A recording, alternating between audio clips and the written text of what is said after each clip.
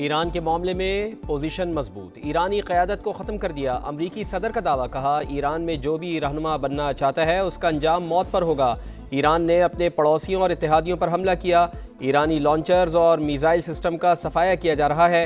अगर हम हमला ना करते तो ईरान के पास जल्द एटम बम होता। हमने ईरान में 47 साल से जारी कत्लेआम को रोका।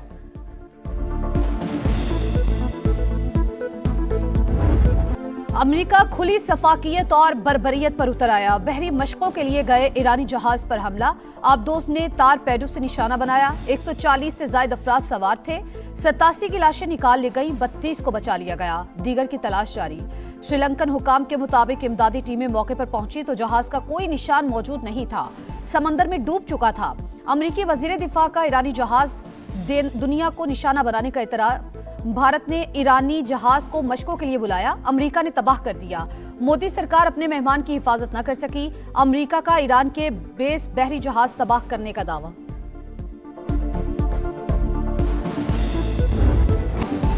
अमेरिका और इसराइल की जारहियत, ईरान पर बारूद की बरसात। अस्फहान में 15 रिहायशी इमारतें निशाना। तेहरान में भी धमाके, कई इमारतें मलबे का ढेर बन गईं। इसराइल का पासदाराने इनकलाब, बसीज मलेशिया और इंटेलिजेंस को निशाना बनाने का दावा। साइबर वॉरफेयर हेडक्वार्टर्स पर भी हमला। शहादतों की तादाद 1000 से जायद हो गई।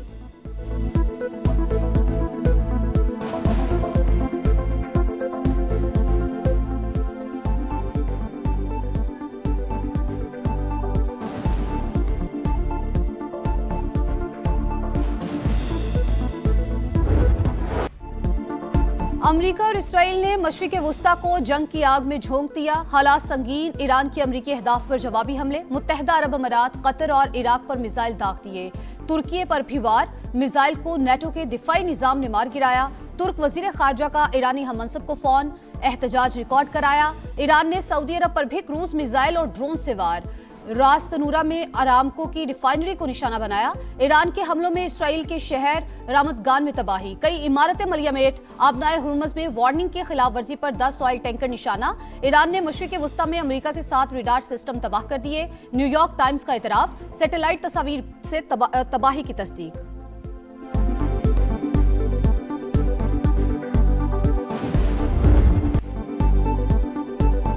जंग से दूर रहने वाले ममालिक पर हमले बंद करें, कतर का ईरान से मुतालबा। अमेरिकी अहदाफ को निशाना बनाने का मौक़िफ़ रद्द कर दिया। अब्बास अरागची से गुफ्तगू में कतरी वज़ीर आज़म का कहना था एयरपोर्ट, LNG प्लांट समेत अहम कतरी तनसीबात को निशाना बनाया गया। फ़ज़ाई हुदूद की खिलाफ वर्जी की गई। हमेशा मुज़ाकरात और डायलॉग के जरिए मसाइल के हल की बात की। किसी भी जारियत का जवाब देने का हक रखते हैं।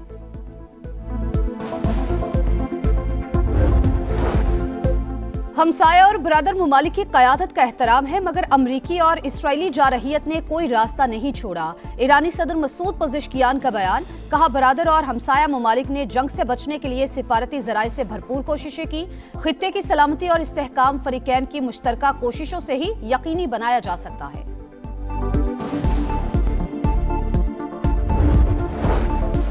वज़ीर आज़म शहबाज शरीफ की खित्ते में अमन के लिए तामीरी किरदार अदा करने की पेशकश। लबनानी हम मनसब से टेलीफोनिक राबता।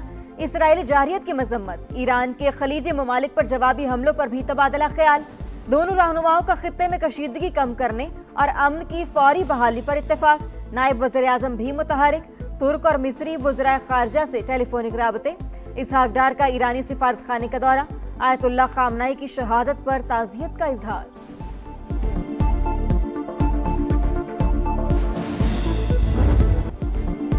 मशरिक़ वुस्ता में संगीन होती सूरत हाल, हुकूमत की कौमी क़यादत को ब्रीफिंग। खलीजी ममालिक की क़यादत से राबतों पर एतमाद में ले लिया। खारिजा पॉलिसी और तनाज़े की शिद्दत में कमी के लिए कोशिशों से आगाह किया गया। इत्तेहादी जमातों का हुकूमती फैसलों पर मुकम्मल इत्मीनान और एतमाद का इजहार। मौजूदा हालात में मिली इत्तेफाक यंगागत की जरूरत पर जोर। तहरीक इंसाफ मुल्की मामलात पर अहम बैठक से फिर गायब। बानी से मुलाकात न करवाने को जवाज बनाकर इन कैमरा ब्रीफिंग में शिरकत से इनकार। दबाव पर कौमी असम्बली और सेनेट में अपोजिशन लीडर भी इजलास में न आए।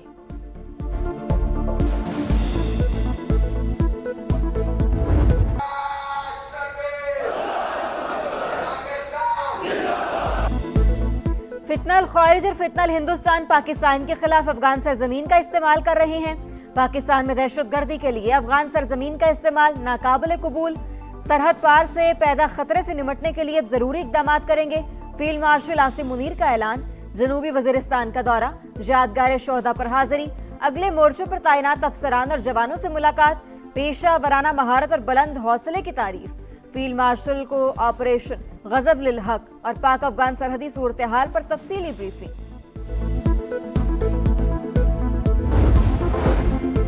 पाकिस्तान ने ईरान को सऊदी अरब को टारगेट ना करने का कहा है। रियाज और तेहरान के दरमियान मामलात अब थमते नजर आ रहे हैं। पाकिस्तान, तुर्की और कतर खित्ते में अमन के लिए मुतहरिक है। ईरान और अमेरिका के दरमियान मामलात तय कराने की कोशिश कर रहे हैं। राना सनाउल्लाह की प्रोग्राम रेड लाइन में गुफ्तगू। कहा, अफगानिस्तान में 95% अहदाफ हासिल कर लिए।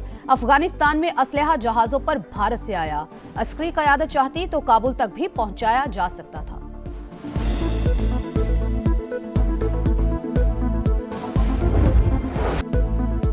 ऑपरेशन गजब लिल हक, पाक फौज की अफगान तालिबान रजीम के खिलाफ मौसर कार्रवाइयां। तुरखम के नजदीक दरअंदाजी की कोशिश नाकाम। तालिबान सरगना कहरमान साथियों समेत मारा गया। 50 मकामात पर दहशतगर्दों के ठिकाने तबाह। एक दहशतगर्द हलाक, 3 जख्मी हालत में गिरफ्तार। ऑपरेशन गजब लिल हक में अब तक अफगान तालिबान रजीम के 481 कारिंदे हलाक हो चुके। 226 चेक पोस्टें तबाह हो चुकी। 35 पर पाकिस्तान ने कब्जा कर लिया। 198 टैंक, बख्तरबंद गाड़ियां, तोप खाने तबाह।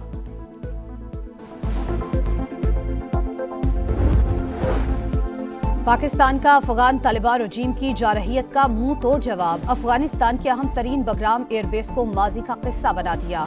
एयरक्राफ्ट हैंगर और 2 वेयर हाउसेज मलबे का ढेर। तबाही की सैटेलाइट तस्वीर मंजर आम पर। न्यूयॉर्क टाइम्स ने भी तस्दीक कर दी। अफगान वजारत दिफा का भी पाकिस्तानी फजाई हमले का इतराफ।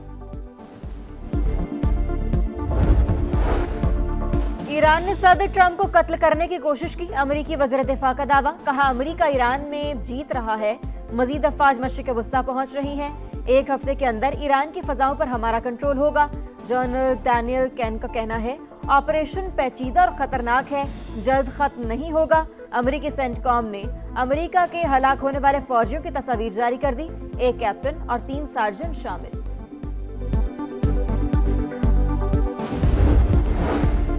अली लारिजानी का जंग में 500 अमरीकियों के मारे जाने का दावा। कहा, ट्रंप ने नेतन्याहू की बचगाना ख्वाहिशात पर अमरीका को जंग में धकेला।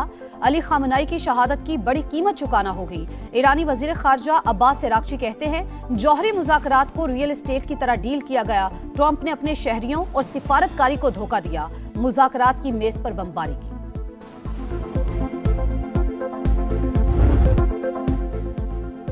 आयतुल्लाह खामनाई की शहादत के बाद ईरान का नया रहबर आला कौन? सबकी नजरें मजलिस खबरगान रहबरी पर लग गई। नए सुप्रीम लीडर के लिए मुश्तबा खामनाई मजबूत उम्मीदवार। इसराइल की हरधर्मी बरकरार। नए सुप्रीम लीडर को भी निशाना बनाने की धमकी।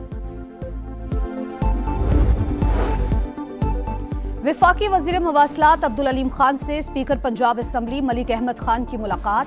चेयरमैन कश्मीर कमेटी राना कासिम नून भी मिले। सियासी सूरत हाल और बाहमी दिलचस्पी के अमूर पर बातचीत। अब्दुल अलीम खान का कहना था, खित्ता जंग के दहाने पर है, वक्त का तकाजा है बाहमी इख्तलाफात से बालातर होकर सोचा जाए।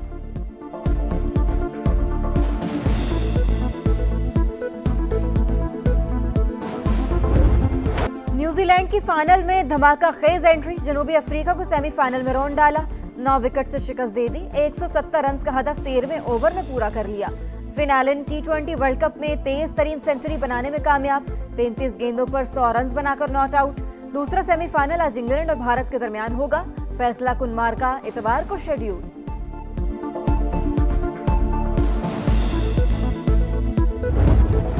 T20 में नाकामी पर वनडे में कार्रवाई। वर्ल्ड कप में फ्लॉप बाबर आजम, साइम अयूब, नसीम शाह बांग्लादेश के खिलाफ सीरीज से बाहर। अनफिट फखर जमान भी हिस्सा नहीं। शामिल हुसैन, गाजी गौर, साद मसूद की एंट्री। वसीम जूनियर का भी इंतखाब। शाहीन आफरीदी क़यादत करेंगे। पहला वनडे 11 मार्च को होगा। तीनों मैचेस ढाका में शेड्यूल।